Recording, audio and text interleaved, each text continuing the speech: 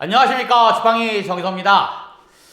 이제 가뜩이나 경기가 안 좋은데 중동 전쟁으로 인해서 더 좀 안 좋은 것 같습니다. 뭐 대표님들 굳이 제가 말씀 안 드려도 다들 느끼고 계시겠지만 정말 뭐 안 좋습니다.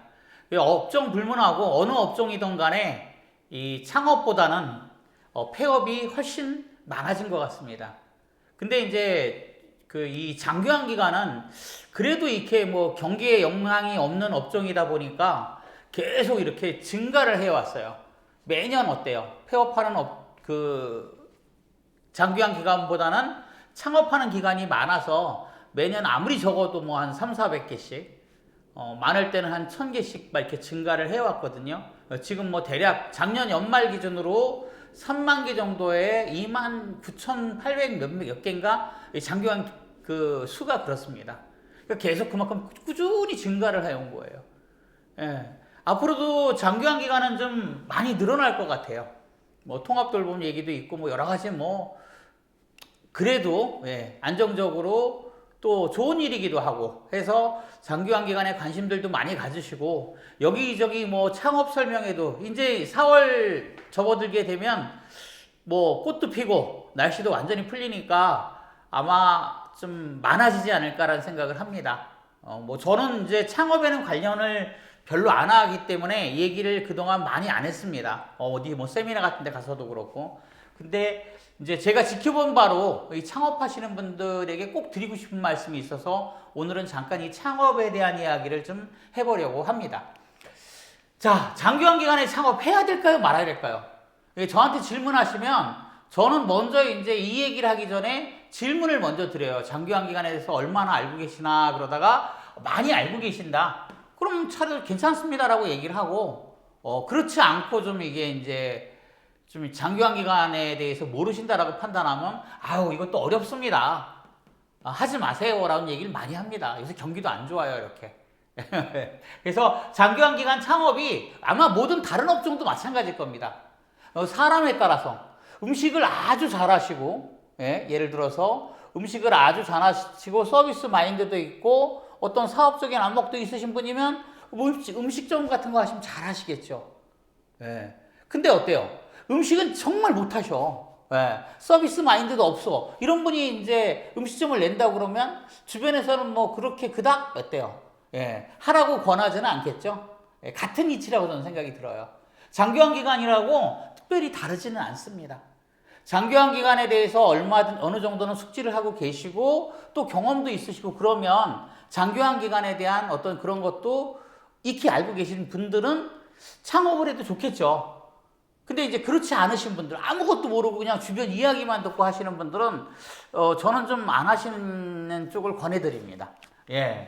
그리고 이왕 창업을 하시는 분들, 뭐 이런 이유든 저런 이유든 이왕에 창업을 하시는 분이라면 창업 전에 이것만큼, 이 두 가지만큼은 꼭 좀 생각하고 하셔라라고 좀 권해드리고 싶습니다. 뭘까요?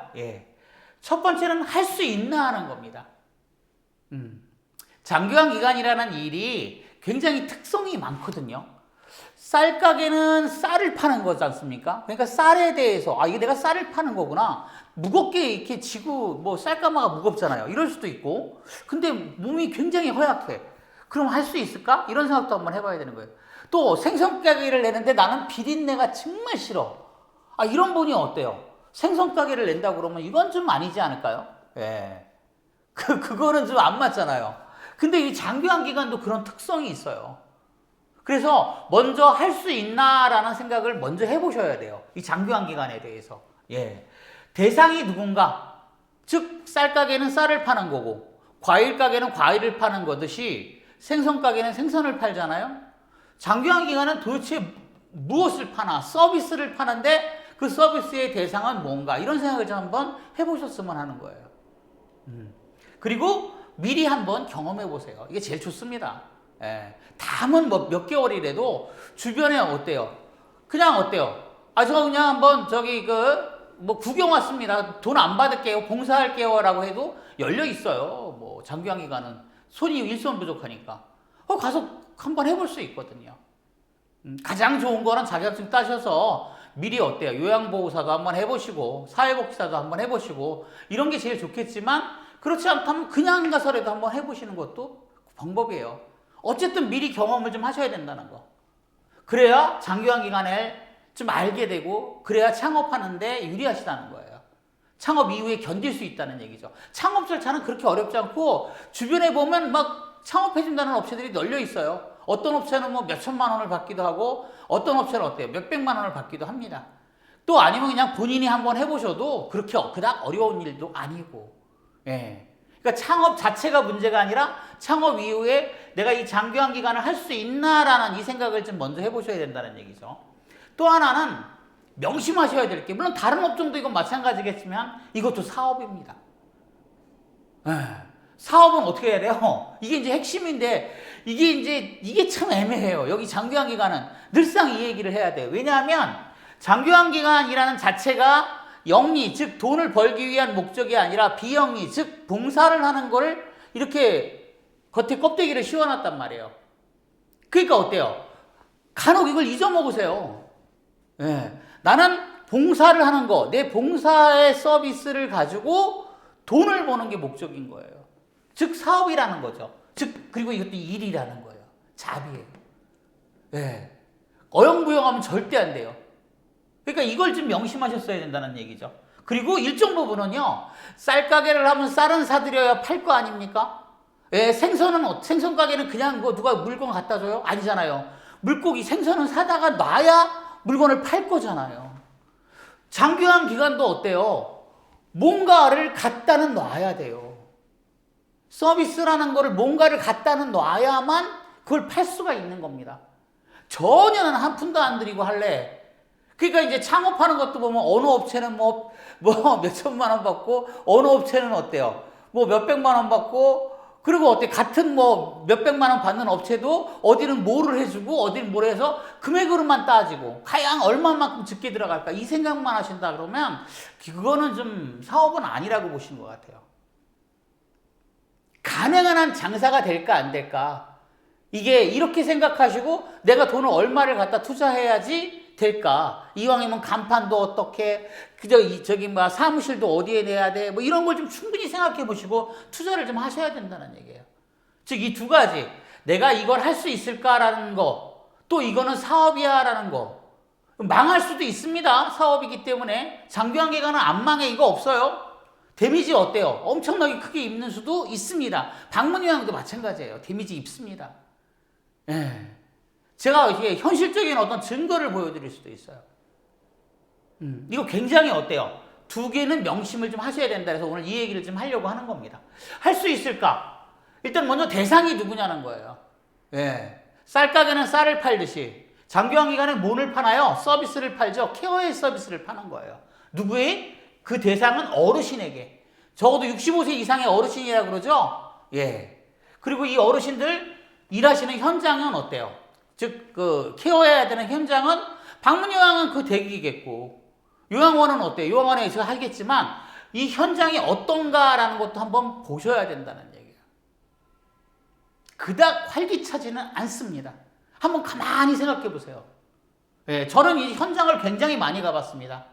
거의 몇천 군데를 가봤는데 그 가보는 데마다 어때요? 아 뭔가 이렇게 으쌰으쌰 약간은 일본이나 이런 데 가잖아요. 일본도 좀 몇 번 가봤으니까 가서 일본의 요양원이나 이런 데 보면 약간은 좀 틀려요.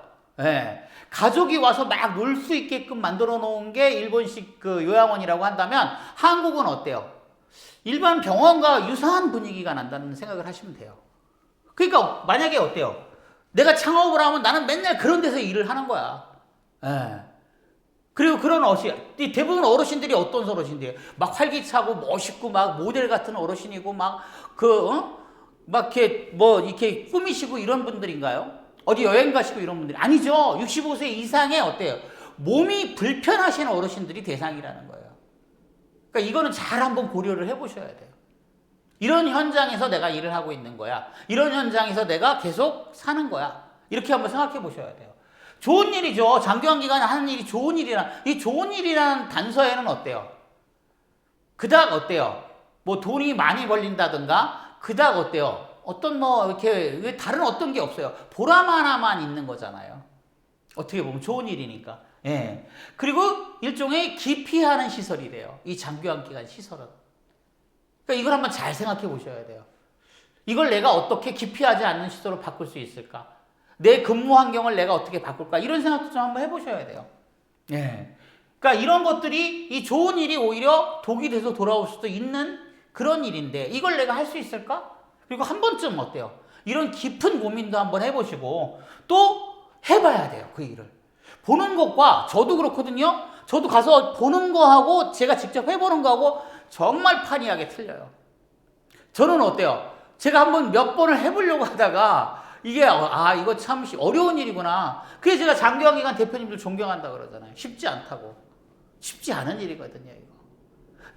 내 부모님, 내 가족도 케어하기가 정말 힘든데 내가 모르는 남을 케어한다? 이거 쉽지 않은 일입니다. 예, 정말 존경에 마땅할 일이에요. 요양보 선생님들. 예, 어쨌든 해봐야 된다는 거예요. 한 번쯤은.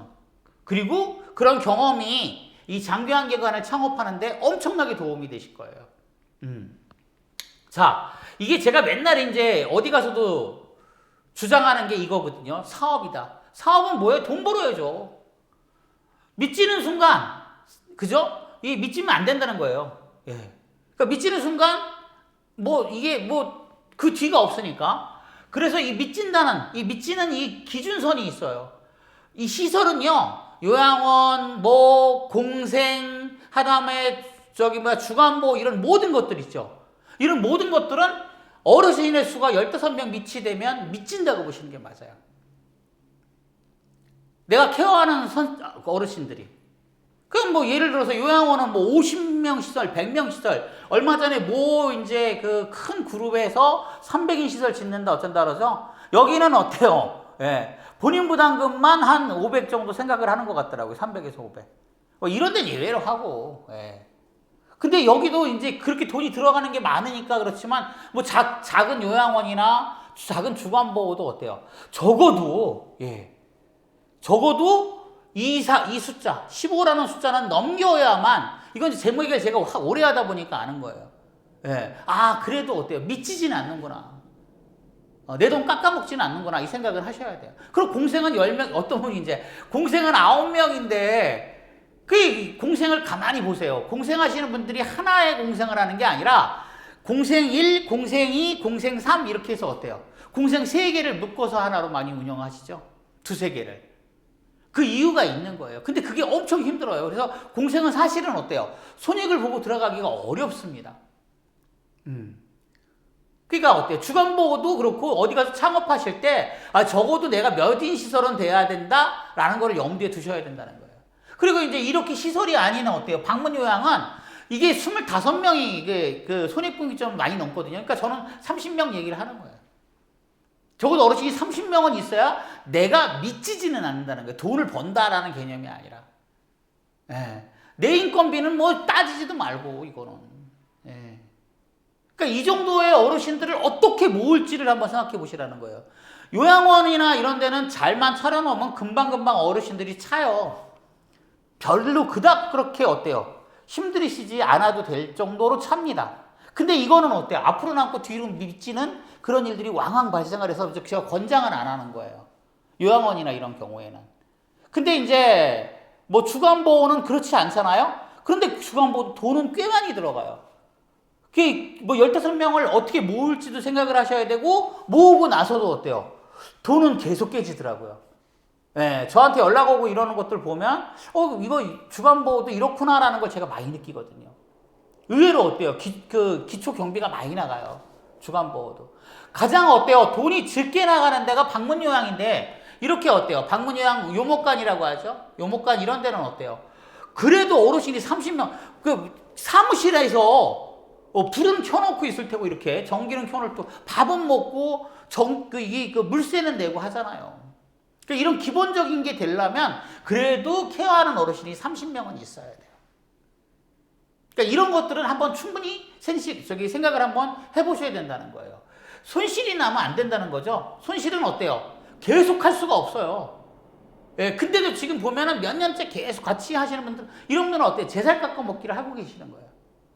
좀 답답해요, 제가. 이런 부분들을. 이런, 분들을 보면 대표님들이 정말 봉사하시는 분들이야. 예. 제가 막 뭔가를 도와드리고 싶어. 근데 이제 제가 도와드릴 수는 또 없잖아요. 예. 그러니까 이런 분들은 한번 합치는 걸 생각해 보셔야 돼요. 옆에 나랑 비슷한 처지에 있는 다른 어떤 그런 분들. 내가 20명을 하고 있는데, 주변에 나랑 같은 20명을 하고 있는 분들. 이런 분들하고 합치면 20명이 40명 되고 40명이 80명 되면 할만하죠. 이렇게 규모를 좀 바꿔보시는 것도 방법이라고 제가 권해드리는 거예요. 근데 이게 좀 쉽지가 않죠. 예. 내가 내 마음껏 운영하던 20명이라도 내 마음껏 운영하는데 그게 또 다른 대표님하고 또 겹치는 것도 이거 쉽지 않아요. 근데 계속 할 수가 없습니다. 그나마 이렇게 계속하고 또 이렇게 일이 있어야 돼요. 연세가 있으시더라도 일이 있는 게 좋은데 그러려면 이렇게 그래도 합치셔가지고 적어도 몇 명? 예, 적어도 60명은 넘기셔야 지속 가능성, 계속할 수 있는 그런 길이 열려요. 그러니까 이거는 좀 명심해서 생각해 보셔야 되지 않을까라고 저는 생각을 합니다. 자, 그냥 순수하게 나는 봉사만 할 거야 라고 생각하시면 아예 어때요? 정말 이걸 장기간 기간을 접고 장기간 기간을 아예 접어버리고 그냥 봉사의 길로 나가시는 게 맞습니다. 이건 선택하셔야 돼요. 예. 남한테 쫓겨나는 것보다 옛날에 박수 칠 때 떠나는 말 있잖아요. 내 스스로 내가 정리해서 좀 떠나는 것도 방법이잖아요. 예.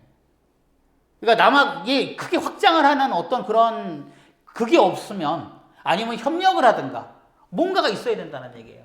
자, 수익을 내야 되는 거예요. 사업은 어때요? 장사를 하든 사업을 하든 뭐를 하든 어때요? 기업이든 개인 사업장이든 무조건 수익을 내야만 계속성도 있고 이게 보람도 거기서 더 나와요. 돈을 벌어야 보람이 생기죠. 예, 수익을 내야 한다는 거. 그러려면 반드시 어때요? 영업을 해야 된다는 거예요.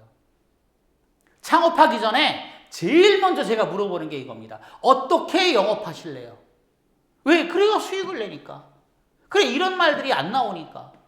미친다, 손실이 났다, 계속 할 수 있을까? 이런 얘기들 안 나오거든요. 막 올라가 봐. 어르신이 30명이었는데 40명 금방 되고 50명 되고 100명 되고. 왜? 그분은 영업을 하시거든요. 영업하시는 대표님들, 어르신들 무섭게 늘어나요. 그러니까 이게 핵심이라는 거예요, 영업. 그래서 제가 자꾸 영업하는 거예요. 이게 영업에 대한 질문들은 별로 안 하세요, 대표님들이. 예, 당장 기타 전수금이 요새 이제 기타 전수금이 핫하죠. 계속 질문하시는데 기타 전수금 궁금하시면 이게 모의라고 하거든요. 제가 가서 직접 설명드린다고. 예, 그 다음에 인건비 인출료 이런 얘기만 자꾸 질문하시는데 그거보다 중요한 게 영업이에요, 영업 이거. 저도 영업을 안 하면 못 먹고 살아요. 똑같아요, 이건요. 지팡이도 회원사가 어때요? 예, 전체 매출이 이 기업이잖아요. 매출이 줄어봐. 줄으면 당장 어떻게 직원들 월급은 어디서 줄 거예요? 예, 모든 경비는 자꾸 올라가는데, 예, 작년하고 올해하고 그 월급 틀리게 올라가죠? 최저임금이 바뀌니까. 예, 임대료는 안 올라가요. 전기요금 안 올라가요. 다 올라가지. 그러니까 자꾸 영업을 뛰어야 된다는 얘기예요. 그리고 이 영업에 대한 명확한 계획이 없이는 무엇을 하지 않는다? 창업을 하면 안 된다는 거예요. 예. 그러니까 이 두 가지가 제가 여태까지 지켜보면서 가장 중요하게 생각했던 거예요. 하나, 할 수 있느냐? 내가 이 장기간 기간이라는 일을 할 수 있을까? 내가 이거 쌀을 파는 것과 생선을 파는 것과 이걸 명확히 해야 된다는 거. 두 번째는 어때요? 내가 수익을 내야 되는데, 돈을 벌어야 되는데, 그럼 어떻게 해서 돈을 벌까? 어르신들을 어때요? 많이 내가 케어할 수 있을까? 즉, 어떻게 영업을 뛸까를 명확히 어때요? 먼저 생각을 하시라는 얘기입니다. 창업하기 전에 이 두 가지는 꼭 한번 생각해 보시기를 권해드립니다. 자, 오늘 여기까지 하겠습니다. 감사합니다.